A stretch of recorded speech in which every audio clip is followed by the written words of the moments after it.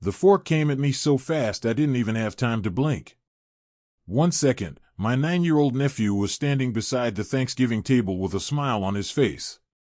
The next, a stainless steel dinner fork was spinning straight toward my left eye.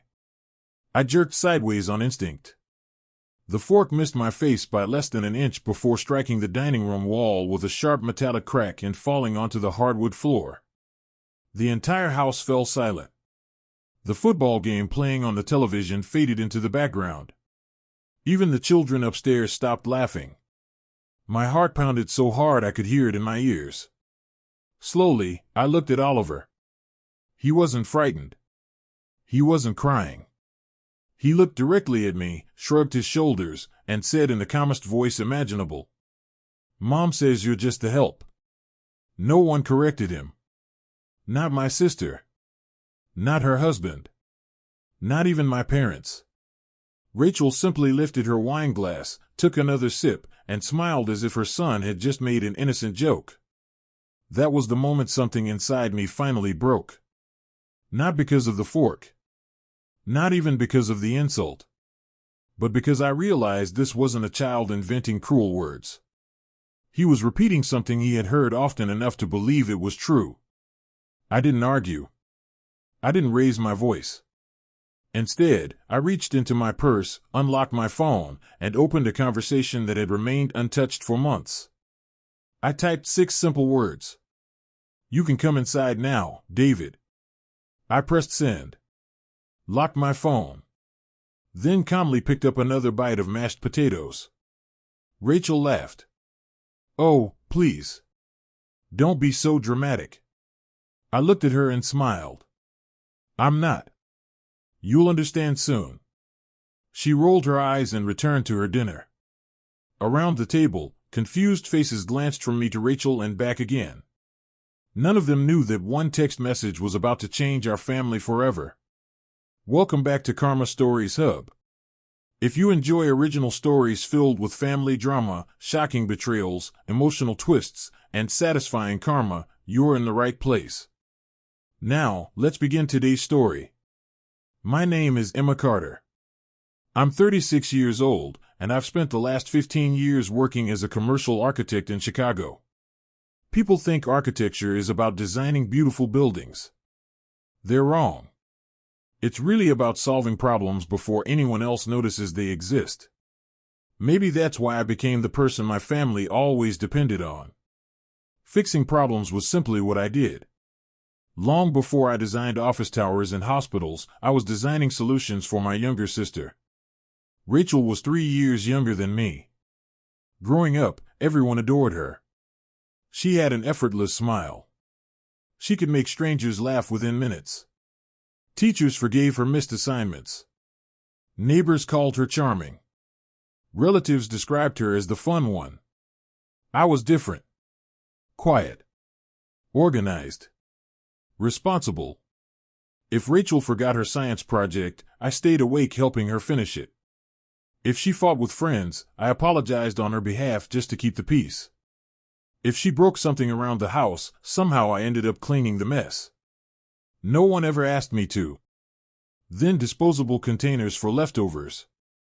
By Thanksgiving morning, the back of my SUV looked like a wholesale warehouse. Pies. Dinner rolls. Fresh vegetables. Soft drinks. Coffee. Ice. Paper products. Board games for the kids. Extra chairs. Serving trays. Extension cords. Even a replacement roasting pan after Rachel admitted she'd accidentally thrown hers away during spring cleaning. I arrived just after 9 in the morning. Rachel opened the front door wearing a silk robe. Her hair was half-curled, and a makeup artist stood behind her holding a curling iron. "Oh good, you're here," she said without looking up from her phone. "The groceries can go into the kitchen." Before I could answer, she disappeared upstairs. I stood there for a moment, balancing 2 heavy grocery bags. Then I carried everything inside. Trip after trip. Bag after bag. Not a single person offered to help. In the backyard, Mark laughed with two neighbors while watching a pregame football show. Inside, my father was asleep in his recliner. Mom was arranging flowers in the dining room. She smiled apologetically. You know how stressed Rachel gets. I forced a smile. I know. But for the first time, something about those words bothered me. Everyone treated Rachel's stress as if it excused everything.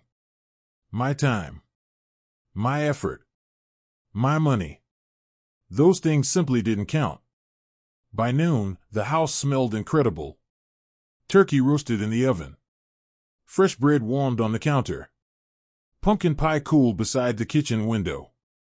Guests began arriving one after another. Aunts. Uncles. Cousins. Neighbors. The house quickly filled with laughter and conversation. For a little while, it almost felt like every other Thanksgiving. Then Rachel's voice echoed from the kitchen. Emma. I walked over. What do you need? We're running low on ice. I filled every cooler. 5 minutes later. Emma. The guest bathroom doesn't have clean towels. I replaced them. Another 5 minutes. Emma. Can you wipe down the kitchen counters before everyone sees the mess? I grabbed a cloth. Then the trash filled up. Then someone spilled cider in the hallway. Then Oliver couldn't find his favorite toy. Every problem somehow became mine. No one questioned it. No one even noticed. It had become such a normal part of family gatherings that everyone simply accepted it. Including me. After nearly 2 hours of running from room to room, I finally sat down in the living room with a glass of water. My feet ached. I hadn't eaten since breakfast. For the first time that day, I allowed myself to breathe. That's when Oliver walked over holding his tablet. He smiled. Aunt Emma? Yeah, buddy? My room's messy. I nodded. Okay. Instead of walking away, he handed me the tablet. You forgot to clean it. I stared at him. I'm sorry? He sighed dramatically, sounding far older than 9 years old. Mom says you're supposed to. Several conversations around the room stopped. People looked in our direction. Rachel appeared in the doorway carrying a serving platter. She smiled as though nothing unusual had happened. Oh. Would you mind? It's just easier if you do it. I looked around the room. Every adult watched me. Waiting. Expecting me to stand up. The old Emma would have done exactly that. She would have smiled. Cleaned the room. Apologized for taking too long. But something inside me had finally changed. I stayed exactly where I was. Then I quietly said one word. No. The room instantly fell silent. Rachel laughed nervously. What? I said no. Her smile slowly disappeared. Emma. Don't embarrass me. I looked at her calmly. I'm a guest. So am I. She folded her arms. It's just one little favor. I shook my head. If Oliver made the mess, Oliver can clean it.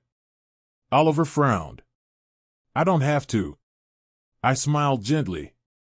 Why not? He answered without hesitation. Because Mom says you always do. Every eye in the room turned toward Rachel. She forced an awkward laugh. He's just repeating things. I looked at Oliver. Who told you Aunt Emma cleans everything? Without even thinking. He pointed directly at his mother. No one said a word. For the first time all afternoon. The room wasn't uncomfortable because of me. It was uncomfortable because everyone had finally seen the truth they had ignored for years. No one spoke. Rachel forced another laugh, but it sounded strained this time. Oh, come on. He's 9. Eventually, everyone simply expected it. Including me. Looking back now, I realized something that took me decades to understand. People don't always take advantage of you because they're cruel. Sometimes they do it because you've taught them they can. After college, our lives went in completely different directions. I built my career slowly. I rented a tiny apartment for 6 years. I drove the same used Honda until it had nearly 200,000 miles on it. Every bonus went into savings. Every promotion brought another investment instead of another luxury purchase. By 34, I had bought a modest home and was completely debt-free. Rachel chose a different path.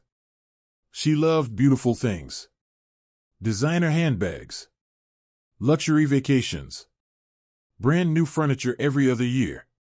Her social media looked like the life everyone dreamed of living. Beach resorts. Weekend wine tours. Expensive restaurants. Professional family photographs. From the outside, everything looked perfect. Behind the scenes, it wasn't. She and her husband, Mark, were constantly struggling with money. Credit card balances kept growing. Business loans piled up. Their interior design company barely made enough to cover expenses. Yet somehow, they never seemed to lose anything. Whenever bills became overwhelming, someone stepped in. Usually our parents. Sometimes me. The first time Rachel borrowed money, she cried. She promised she'd repay every dollar within 30 days. That was almost 9 years ago. The money never came back. Neither did the second loan. Or the third. Eventually, I stopped calling them loans. They were gifts pretending to be promises. Still, every holiday my mother repeated the same sentence. Emma, please don't argue. It's Thanksgiving. It's Christmas. It's Rachel's birthday. Family is all we have. So I stayed quiet. Year after year.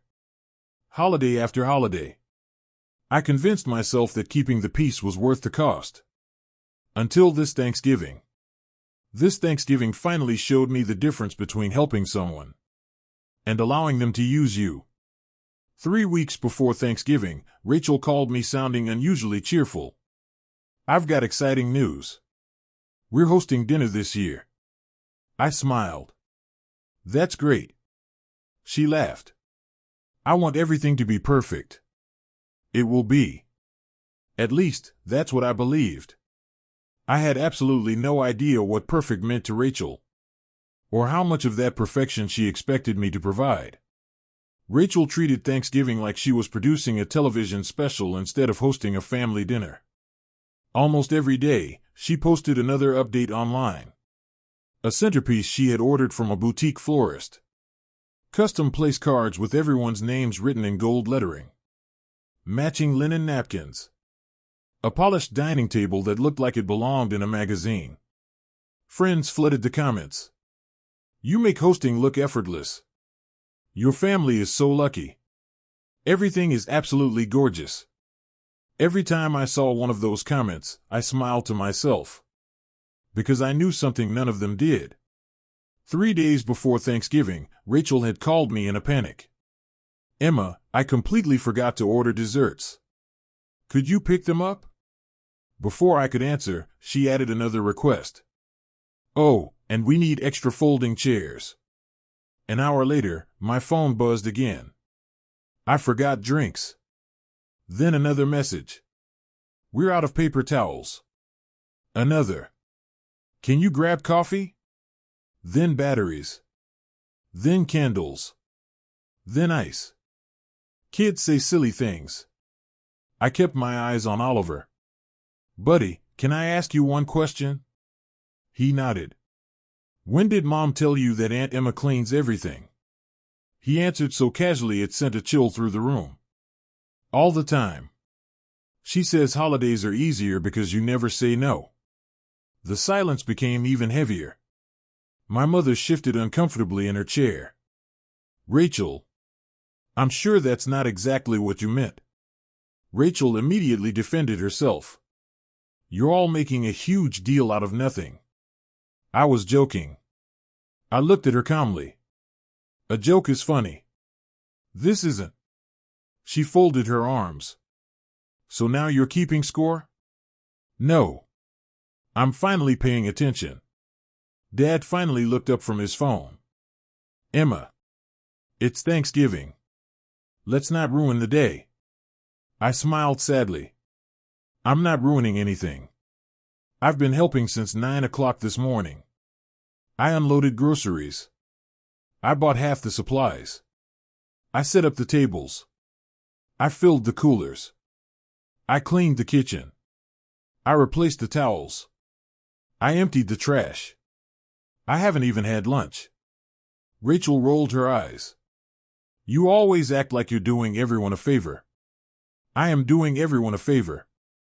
The words came out before I even realized I'd said them. The room went completely still.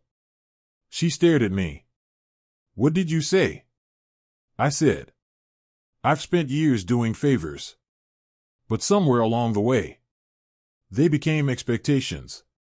Mom quickly stepped between us. Girls, please. Can we not do this today? I looked at her. Mom. When was the last holiday Rachel carried groceries? She didn't answer. When was the last holiday she helped clean afterward? Still nothing. When was the last time anyone thanked me? Silence. Because everyone already knew the answer. Rachel laughed again, louder this time.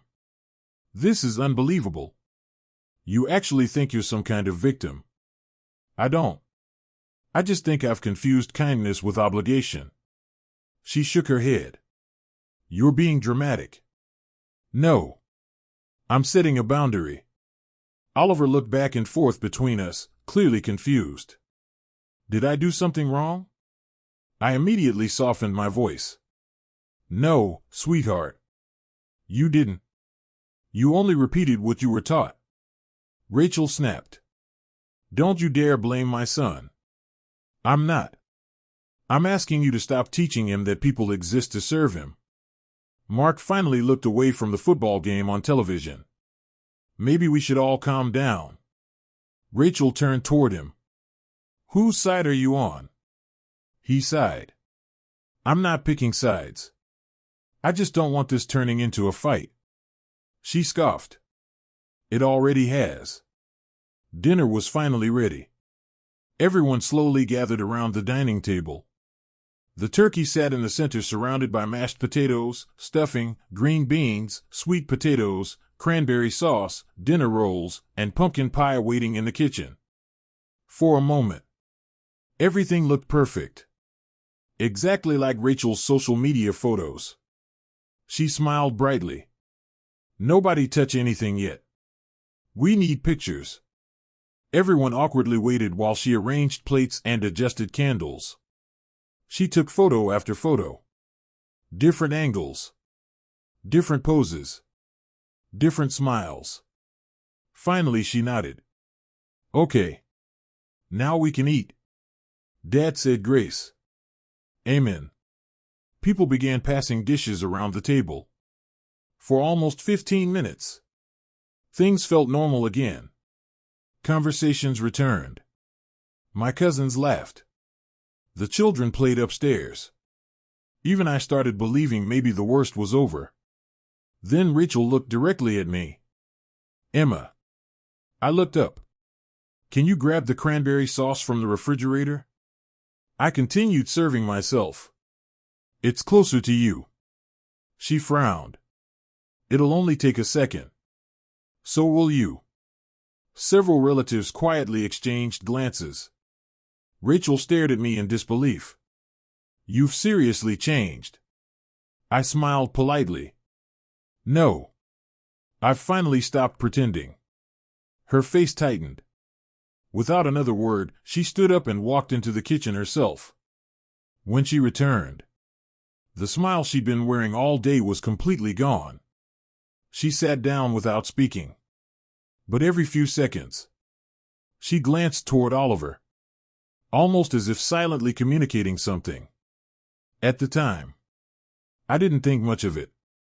Looking back now, that was the moment everything changed. Because only minutes later, Oliver stood up from his chair. still holding his dinner fork, and walked slowly toward me. Oliver walked around the table with his dinner fork still in his hand. At first, no one paid much attention. Kids wandered around during family dinners all the time. He stopped beside Rachel's chair. She leaned toward him and whispered something so quietly that I couldn't hear a single word. Oliver nodded. Then he turned and walked straight toward me. I smiled. "Careful with that, buddy." He didn't answer. He stopped only a few feet away and raised the fork. For a split second, I thought he was pretending defense with it. Then his arm snapped forward. The fork flew through the air. I barely had time to react. Instinct took over. I threw my head to the side. The fork sliced past my face and slammed into the wall behind me with a loud metallic crack before dropping onto the hardwood floor. Every sound in the house disappeared. Even the football commentators on the television seemed distant. My heart pounded so hard I could barely breathe. Oliver folded his arms proudly. Then he looked directly at me. "Mom says you're just to help." Nobody moved. Nobody spoke. I slowly looked at Rachel. Surely she would tell him that wasn't true. Instead, she sighed as if he had merely interrupted dinner. "Oh, Oliver. You shouldn't throw things." That was it. No apology. No correction. No explanation. Just mild annoyance. Mark gave an uncomfortable laugh. Kids say crazy things. I looked at him. They repeat what they hear. His smile vanished. Rachel's eyes narrowed. "Don't start." I glanced down at the fork lying on the floor. For years, I would have picked it up without thinking. Just like I picked up every other mess this family left behind. Not this time. Instead, I reached into my purse. Pulled out my phone. Unlocked it. Rachel smirked. "What now? Calling one of your friends to complain?" I ignored her. I opened one conversation. The contact was saved under a single name. David. I typed 6 words. "You can come inside now, David." I pressed send. Locked my phone. Placed it beside my plate. Rachel laughed. This should be entertaining. I calmly picked up my fork and took another bite of turkey. I'm sure it will. The next few minutes felt strangely ordinary. People forced themselves to continue eating. Conversations restarted, though no one sounded relaxed anymore. Every few seconds, someone glanced toward the front door. Rachel kept watching me. She looked almost irritated by how calm I seemed. I complimented my mother on the stuffing. I asked my uncle how retirement was going. I even laughed at one of my cousin's jokes.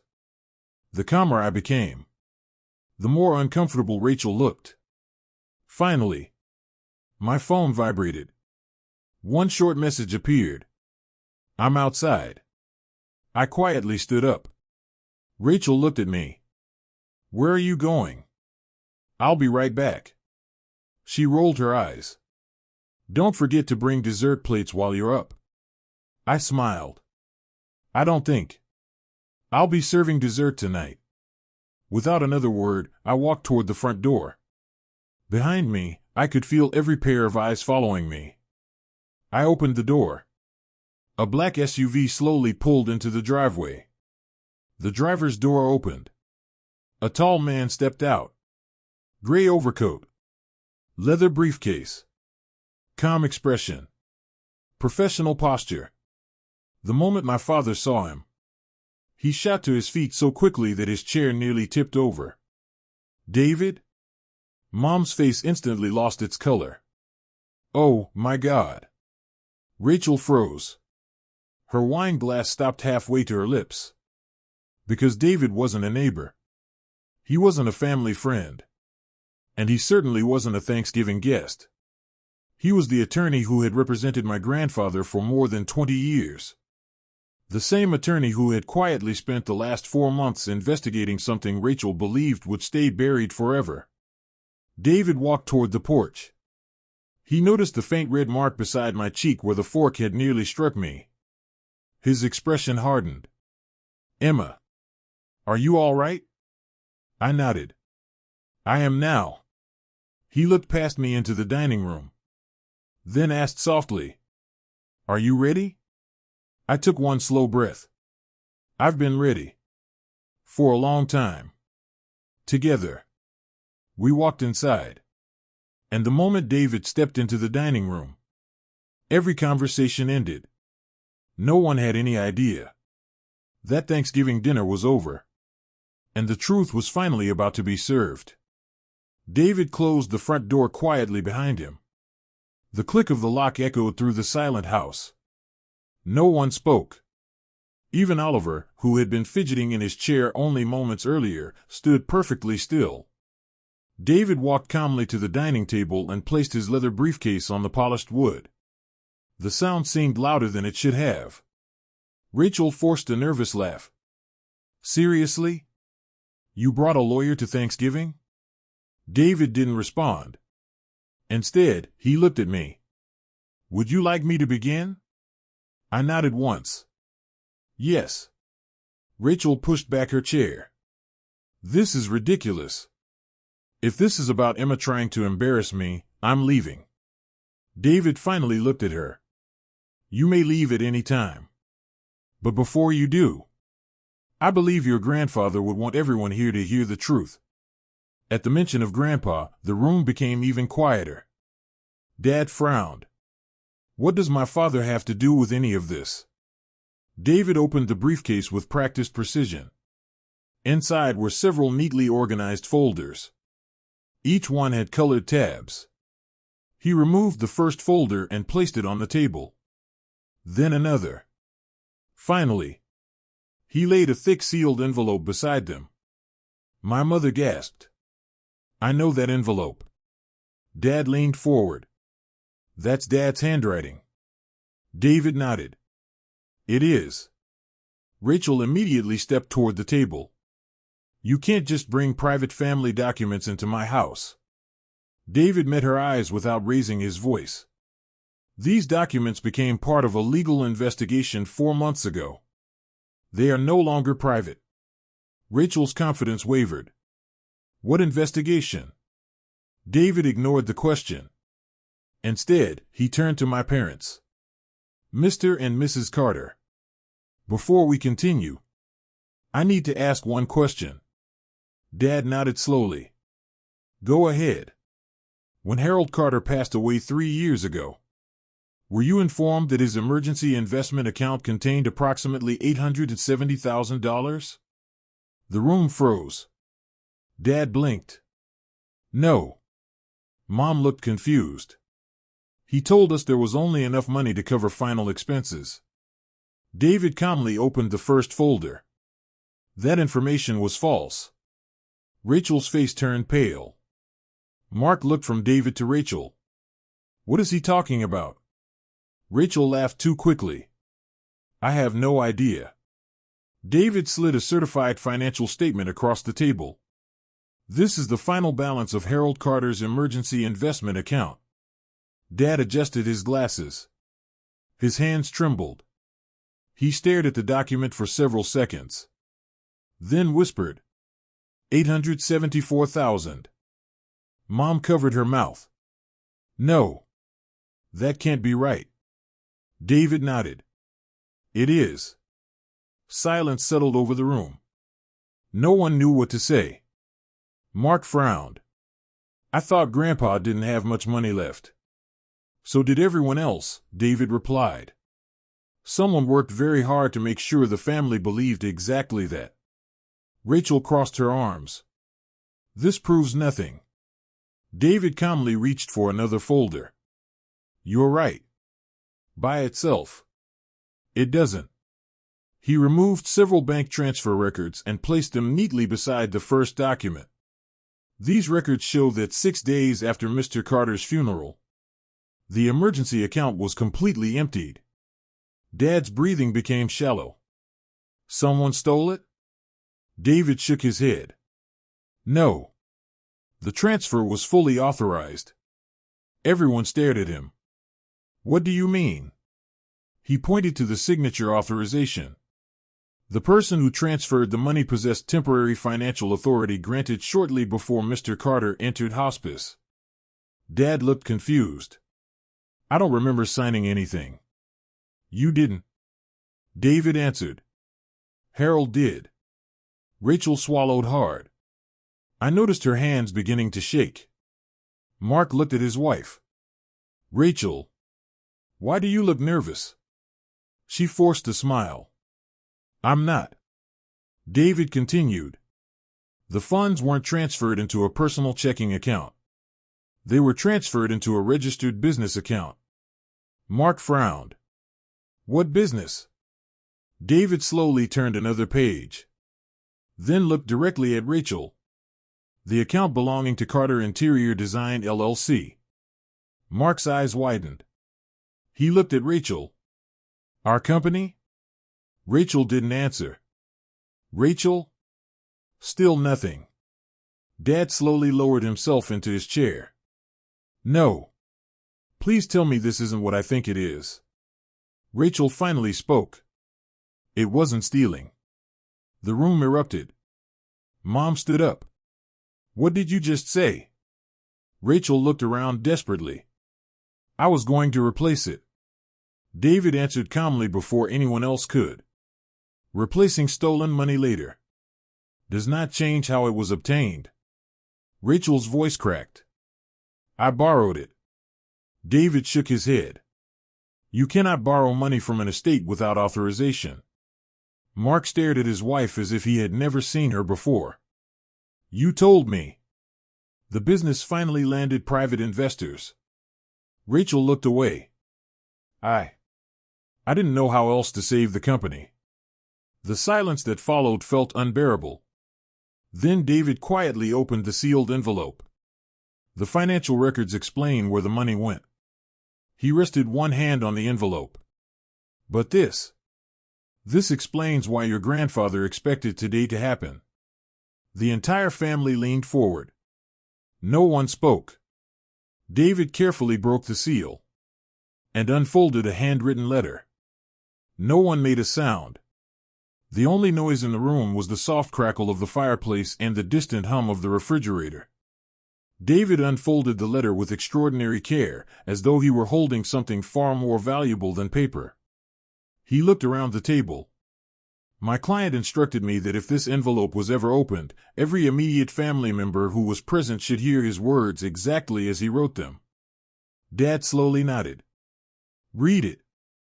David adjusted his glasses and began. If you're hearing this letter, then one of two things has happened. Either my family has chosen honesty, or someone has mistaken my love for permission. A chill ran through me.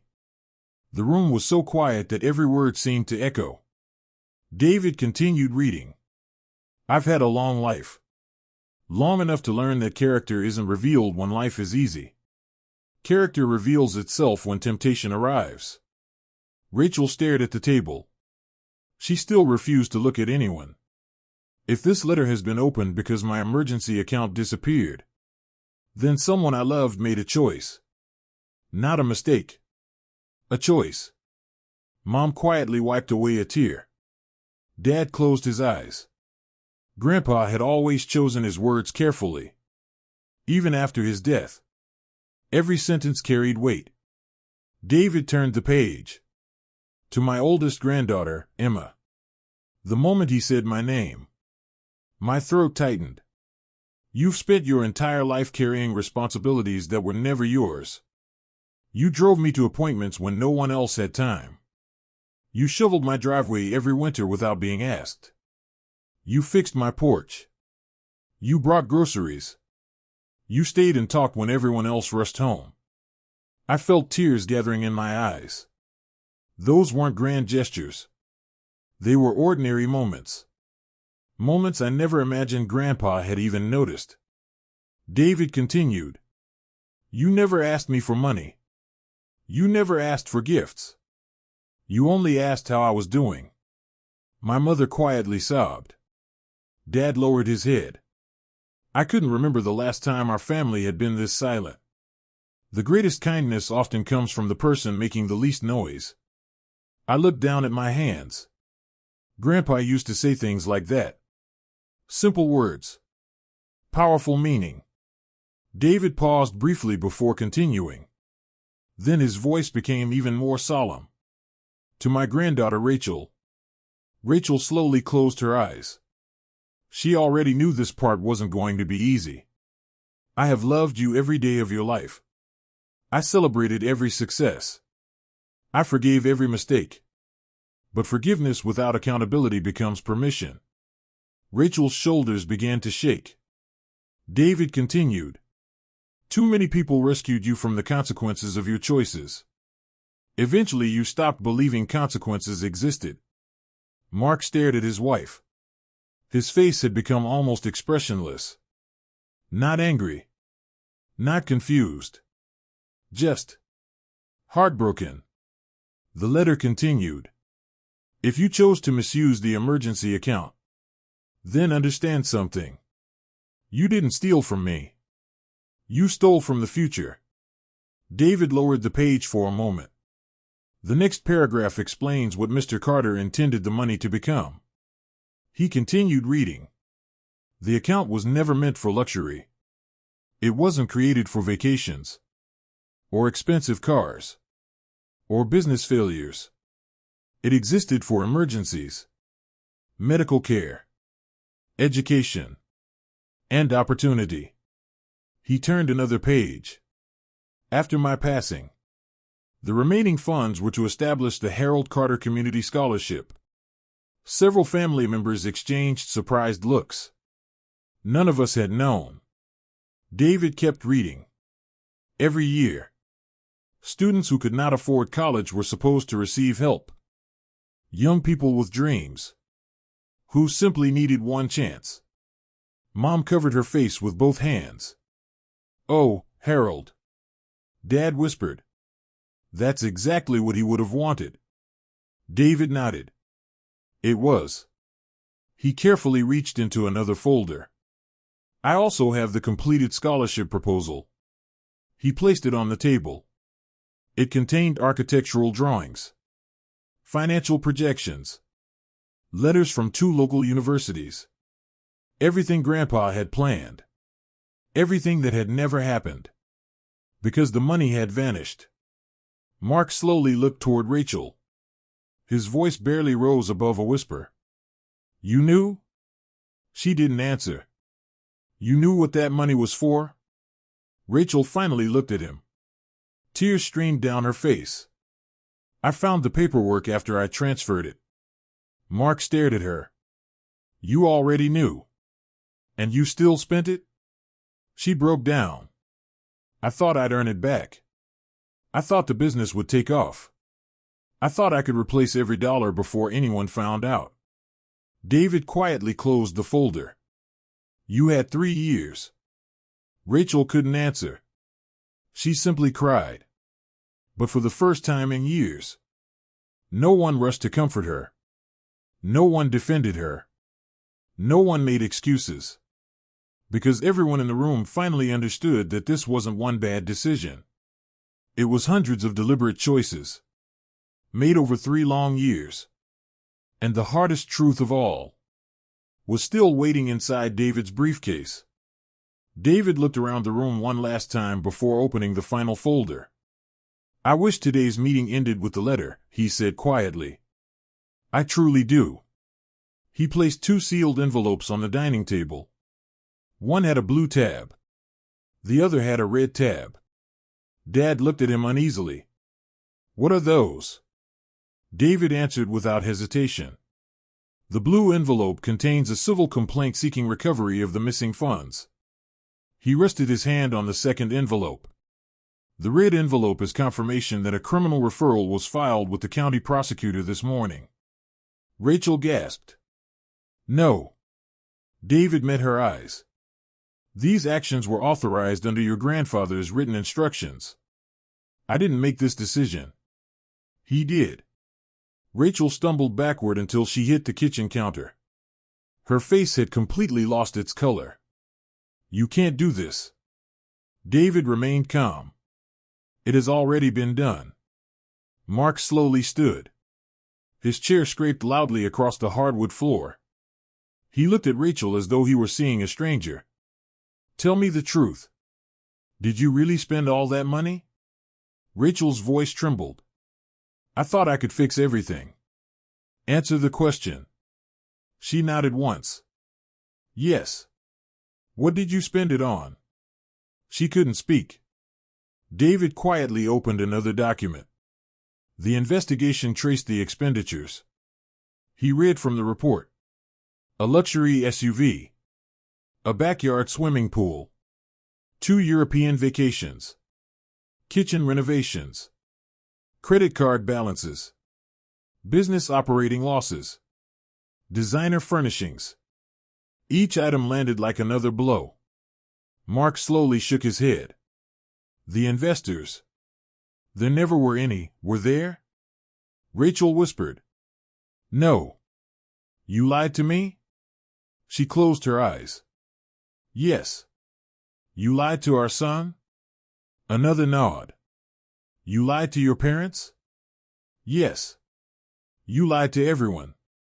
Rachel broke down completely. I'm sorry. I was ashamed. I didn't know how to tell anyone. Dad finally spoke. His voice sounded older than I had ever heard it. You should have told us 3 years ago. We could have faced the truth together. Rachel sobbed. I know. Mom wiped away tears. We spent years protecting you. We thought we were helping. Dad slowly nodded. But all we really did was teach you that someone else would always clean up the mess. The irony of those words hung in the air. For years. That someone had usually been me. Just then. Small footsteps echoed down the hallway. Oliver appeared in the dining room. He looked around nervously. Dad? Mark immediately knelt beside him. Hey, buddy. Oliver looked at the adults. Is everybody mad? Mark swallowed hard. We're talking about something important. Oliver looked at me. Then at the fork still lying beneath the dining table. His little face filled with regret. I'm sorry, Aunt Emma. I shouldn't have thrown it. I walked over and knelt so we were eye to eye. I know. He sniffled. I thought it was funny. I know. He hesitated. Then quietly admitted. Mom always says you're not really part of our family. Those words hurt more than the fork ever could. The room fell silent once again. Mom began crying openly. Dad lowered his head into his hands. Mark closed his eyes. Rachel completely broke. She covered her face and sobbed uncontrollably. I gently placed my hands on Oliver's shoulders. Listen to me very carefully. He nodded. No matter what adults say. You never throw things at people. Okay? Okay. And no one gets to decide whether someone belongs in a family. He looked confused. They don't? No. Family isn't about who gets used. It's about who chooses to love each other. He threw his little arms around me. I hugged him back. For the first time all day, I felt completely at peace. Rachel quietly picked up her purse. No one stopped her. She looked at Mark. Aren't you coming? He slowly shook his head. No. She stared at him in disbelief. What? I'm staying here with Oliver. I'm done believing excuses. Those 6 words ended their marriage long before the paperwork ever would. Rachel looked around the room. No one followed her. No one begged her to stay. No one blamed me. She walked to the front door. Opened it. Paused for a moment. Perhaps expecting someone. Anyone. To stop her. No one did. The front door closed softly behind her. And just like that, the silence she left behind said more than any argument ever could. Over the next several months, Everything changed. Mark filed for divorce. He focused on rebuilding a stable life for Oliver. Oliver began meeting with a counselor. Little by little, the angry child who repeated cruel words disappeared. The kind, thoughtful boy he had always been started shining through. My parents changed too. Not overnight, but genuinely. For the first time in my life, they stopped asking me to keep the peace. Instead, they started sharing the work. They apologized more than once. But what mattered wasn't the words. It was their actions. At Christmas, Dad insisted on cooking the turkey. Mom asked everyone to bring a dish. My cousins helped clean the kitchen without being asked. No one expected me to organize everything. No one handed me a list of chores. For the first time, I wasn't to help. I was simply family. Months later, David called with good news. Through court-ordered asset recovery and negotiated settlements, a large portion of Grandpa's money had been recovered. It wasn't every dollar, but it was enough. The Harold Carter Community Scholarship finally became reality. The following fall, 12 local students received financial assistance to attend college. At the scholarship ceremony, David handed me a framed copy of Grandpa's letter. "You should keep this," he said. He believed you'd understand it better than anyone. I smiled through tears. I hope I finally did. Now, every Thanksgiving, our table is a little smaller. It's a little quieter too. But it's also warmer. No one assigns jobs anymore. If someone notices an empty dish, they refill it. If the trash is full, they take it out. If groceries need carrying, everyone grabs a bag. Because that's what healthy families do. Not because one person is expected to carry everyone else's weight, but because everyone chooses to share it. And every year, before dinner begins, I look around that table and remember something Grandpa taught me without ever saying it out loud. Kindness is one of the greatest gifts you can give. But the moment kindness becomes an expectation instead of a choice, it stops being kindness and starts becoming exploitation. That Thanksgiving, I didn't lose my family. I simply stopped carrying the part that was never mine to carry. Lesson from the story. Kindness is a gift, not an obligation. The people who truly love and respect you will appreciate your help, not expect your silence. Healthy boundaries don't destroy families, they reveal which relationships are built on genuine love and mutual respect. Question for viewers. If you were in Emma's position, would you have sent that text to David, or would you have walked away from the family forever? Let me know what you would have done in the comments. If you enjoyed this original story, don't forget to like, subscribe, and turn on notifications for more family drama, shocking betrayals, and satisfying karma stories. Thanks for watching, and I'll see you in the next story.